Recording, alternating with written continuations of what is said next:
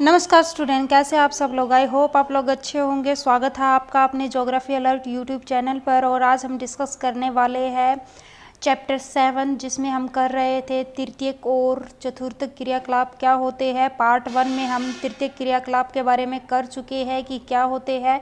Part 2 में हम discuss करने वाले हैं चतुर्थ क्रियाकलाप क्या होते हैं और पंचम क्रियाकलाप क्या होते हैं। जल्दी से आप चैनल को सब्सक्राइब कर दीजिए। चैनल को सब्सक्राइब करने में इतनी कंजूसी मत कीजिए, जल्दी से कर दीजिए, आपका अपना ही चैनल है। और स्टार्ट करते हैं हम अपनी वीडियो। चतुर्थ क्रियाकलाप क्या होते हैं। चतुर्थ क्रियाकलाप के बारे में हम डिस्कस करेंगे स्टूडेंट्स। तो हम देखेंगे कि क्वाटरनरी सेक्टर में कौन कौन आते हैं और क्या है बेस हमारा चतुर्थ क्रियाकलाप। जैसे कि हमारा प्राइमरी जो बेस था वो था हमारा एग्रीकल्चर पर बेस था। सेकेंडरी जो हमारा था वो हमारा इंडस्ट्री पे बेस था। और हमारा टर्सरी जो था वो हमारा सर्विसेज पे बेस था। तो हमारा चतुर्थ क्रियाकलाप किस पर बेस है ये हम देखते हैं। तो चतुर्थ क्रियाकलाप हमारा बेस है नॉलेज पर। नॉलेज बेस इसको बोला जा सकता है। नॉलेज बेस होता है चतुर्थ क्रियाकलाप हमारा।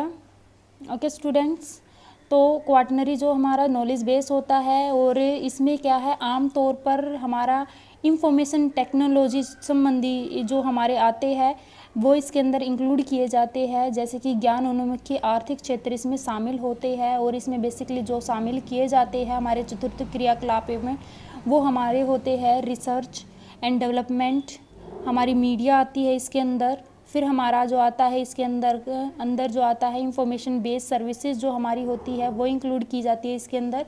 और फिर information generation and information sharing भी इसके अंदर इंक्लूड की जाती है बेसिकली। और ये हमारा नॉलेज बेस होता है। तो इसी में ही कंसल्टेशन जो हमारी होती है, एजुकेशन होता है, फाइनेंशियल प्लानिंग होती है, ब्लॉगिंग होती है एंड डिज़ाइनिंग जो आती है वो भी हमारा क्या है चतुर्थ क्रियाकलापों में शामिल की जाती है। बाह्य स्त्रोतन क्या होता है। तो बाह्य स्त्रोतन का मतलब है ठेका देना। ठेके देने का मतलब भी देखते हैं कि क्या होता है। पहले हम इसको छोटे स्केल पर देखेंगे, अपने देश के एग्जाम्पल पर देखेंगे और फिर बाह्य स्त्रोतन क्या होता है वो मैं आप लोगों को बताने वाली हूँ। सरकार के द्वारा ठेका दिया जाता है प्राइवेट सेक्टर को सड़क बनाने के लिए। फॉर एग्जाम्पल दे रही हूँ स्टूडेंट्स, वैसे मत समझना, एग्जाम्पल के थ्रू दे रही हूँ और फिर मैं बताऊँगी कि रियल में ये होता क्या है। सरकार के द्वारा ठेका दिया जाता है प्राइवेट सेक्टर में। प्राइवेट सेक्टर से बोला जाता है कि आप पर्टिकुलर एरिया में क्या करो, उसकी सड़क का निर्माण करो और वहाँ की रख रखाव के बारे में बताओ। तो उनसे उनको ठेका दिया जाता है और वो वहाँ पर वर्करों से क्या करवाते हैं, काम करवाते हैं।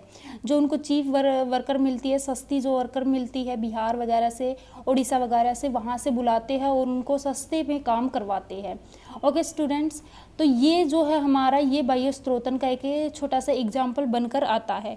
लेकिन इसमें बाह्य स्त्रोतन का मतलब है, ये आप लोगों ने सुना भी होगा कि भारत, चीन, पूर्वी यूरोप, इजराइल, फिलीपींस, कोस्टारिका में बड़ी संख्या में कॉल सेंटर खुले हैं और इन देशों में काम जो है उत्पन्न हुए हैं।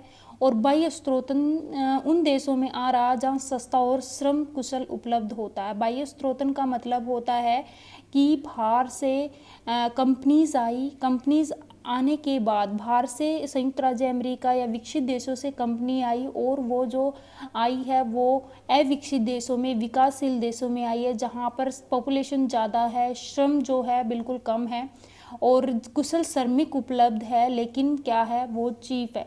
वहाँ पर सैलरी जो है बहुत ही कम है, जिस कारण से यहाँ के जो है संयुक्त राज्य अमेरिका या जो विकसित देश है वो क्या कर रहे हैं, उन देशों में जाकर कॉल सेंटर और वैसी सर्विसेज जो टेक्नोलॉजी से संबंधित सर्विसेज होती है वो यहाँ पर खोलते हैं कंपनीज वगैरह। और यहाँ से जो वर्कर्स होते हैं वो जो है सेवा प्रोवाइड करवा रहे हैं, सर्विसेज प्रोवाइड करवा रहे हैं। कहाँ पर, संयुक्त राज्य अमेरिका में, लेकिन बैठे अपने देश में है, लेकिन सर्विसेज किसके लिए कर रहे हैं, दूसरे देश के लिए कर रहे हैं, विकसित देश के लिए कर रहे हैं। तो वो हमारा कहलाता है बाह्य स्त्रोतन। ओके स्टूडेंट्स, आई होप आप लोगों को ये समझ में आया होगा। यहाँ पर कुशल श्रमिक होते हैं, कंपनीज वगैरह लगाई जाती है जिसके थ्रू ये काम करवाया जाता है। ये हमारा पूरा बॉक्स में दे रखा है कि बाह्य स्त्रोतन क्या होता है, कि दूसरे देश की कंपनी होती है। और यहाँ पर हमने ज्योग्राफी से रिलेटेड भी दे रखा है कि क्या होता है। तो हम एक बार देख लेते हैं, हमारे ज्योग्राफी से रिलेटेड ही एग्जाम्पल दे रखा है। तो इसमें दे रखा है कि जो हमारे इंफॉर्मेशन टेक्नोलॉजी है, भौगोलिक सूचना तंत्र तकनीक पर आयोजित परियोजना जो है वो हैदराबाद और मनाली में स्थापित कंपनी है, लेकिन सेवा संयुक्त राज्य अमेरिका और जापान के देशों के लिए ये काम कर रही है। तो वो हमारा इसके अंदर आ जाता है स्टूडेंट। अब स्टूडेंट्स हम देखते हैं पंचम क्रियाकलाप क्या होते हैं। तो पंचम क्रियाकलाप में हमारा जो बेस है वो चतुर्थ क्रियाकलाप से ही है, लेकिन इसमें थोड़ा सा क्या है डिफरेंट है हमारा उससे, ये भी ज्ञान पर आधारित है, वो भी हमारा नॉलेज बेस था, ये जुड़ा हुआ है। इसमें बड़ा ही सूक्ष्म सा अंतर है। इसमें वो क्रियाकलाप व सेवाएं आती है जो नवीन एवं वर्तमान विचारों की रचना करती है। बिल्कुल आते हैं अनुसंधान वैज्ञानिक, रिसर्च साइंटिस्ट, वित्त एवं विधि परामर्शदाता आते हैं, और सरकारी अधिकारी, उच्च सरकारी अधिकारी इसके अंदर आते हैं। बेसिकली जो हमारे उच्चतर स्तर के निर्णय लेने वाले, नीति का निर्माण करने वाले इसके अंदर आते हैं। आई होप आप लोगों को समझ में आएगा पंचम क्रियाकलाप क्या होती है। इसमें हमारे उच्चतम स्तर के निर्णय लेने वाले अधिकारी आते हैं। इसमें हमारे परामर्शदाता, वित्तीय, फाइनेंशियल, जो न्याय संबंधी कंसल्टेंट होते हैं वो इसके अंदर आते हैं। हमारे रिसर्च साइंटिस्ट इसके अंदर आते हैं, सरकारी अधिकारी आते हैं, और इनका एक बहुत बड़ा जो है इम्पोर्टेंट फैक्टर ये निकल के आता है कि ये उन अर्थव्यवस्था के लिए, इकोनॉमी के लिए बहुत ही महत्वपूर्ण स्थान रखते हैं, लेकिन इनकी जो संख्या होती है वो बहुत ही कम होती है। लेकिन इनकी जो भागीदारी होती है किसी भी देश में तो वो बहुत ज़्यादा होती है, लेकिन इनकी संख्या कम होती है। एक स्टूडेंट क्वेश्चन आया है दिमाग में अभी आप लोग कमेंट्स करके मुझे बताना कि वो कौन सा सेक्टर है जिसमें वर्करों की संख्या सबसे ज़्यादा है। हमने जितने भी सेक्टर किए हैं, बहुत ही इम्पोर्टेंट क्वेश्चन है ये, और ये कई बार पूछा भी जाता है कि वो कौन सा सेक्टर है जिसमें सबसे ज़्यादा वर्करों की संख्या है। तो वो आप लोगों को मुझे कमेंट्स करके बताना है। ओके स्टूडेंट्स, मैं फिर आप लोगों को बताऊंगी अगले वीडियो में कि वो कौन सा सेक्टर है जिसमें सबसे ज़्यादा वर्कर काम करते हैं।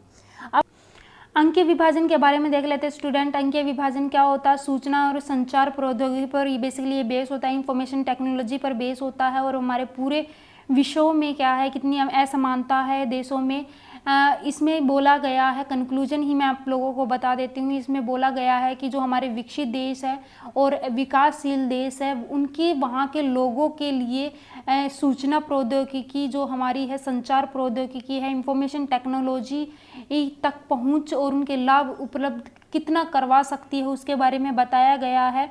और हमारे इसमें बताया गया है कि जो विकसित देश है सामान्य रूप से इस दिशा में आगे बढ़ रहे हैं, जबकि विकासशील देश पिछड़ गए हैं, और इसी को क्या बोला गया है? अंकीय विभाजन बोला गया है। और देशों के भीतर अंकीय विभाजक विद्यमान है। इसमें एग्जाम्पल भी दे रखा है कि भारत और रशिया कैसे अंकीय विभाजन है, भारत कितना प्रोवाइड करवा रहा है इंफॉर्मेशन टेक्नोलॉजी, और रशिया कैसे अपने इतना विशाल देश होने के बाद भी इंफॉर्मेशन टेक्नोलॉजी कितनी आसानी से वहाँ के लोगों को उपलब्ध हो रही है, उसके बारे में यहाँ पर डिस्कस किया गया है अंकीय विभाजन में। अब हमारा जो आता है बॉक्स आता है, बहुत ही इम्पोर्टेंट है ये स्टूडेंट्स। इसमें क्या है? कॉलर है। कॉलर का मतलब होता है कॉलर का रंग। कॉलर होता है वर्कर का कॉलर किस रंग का है, और उसी आधार पर उसको डिवाइड किया गया है। तो लाल कॉलर जो हमारा होता है वो प्राइमरी एक्टिविटीज़ के लिए होता है। स्वर्ण कॉलर जो होता है, गोल्ड कॉलर जो होता है वो हमारा पंचम क्रियाकलाप के लिए होता है। श्वेत कॉलर जो हमारा होता है वो हमारा तृतीय क्रियाकलाप के लिए होता है। नीला कॉलर जो हमारा होता है द्वितीय क्रियाकलाप के लिए होता है। और गुलाबी जो कॉलर है वो आप लोग मुझे कमेंट करके बताएंगे। और अभी आप लोगों ने मेरा चैनल तो सब्सक्राइब कर ही दिया होगा, तो थैंक यू स्टूडेंट, और नहीं किया है तो प्लीज़ कर दीजिए। ऐसी ही वीडियो आप लोगों को मिलती रहेगी। Bye bye.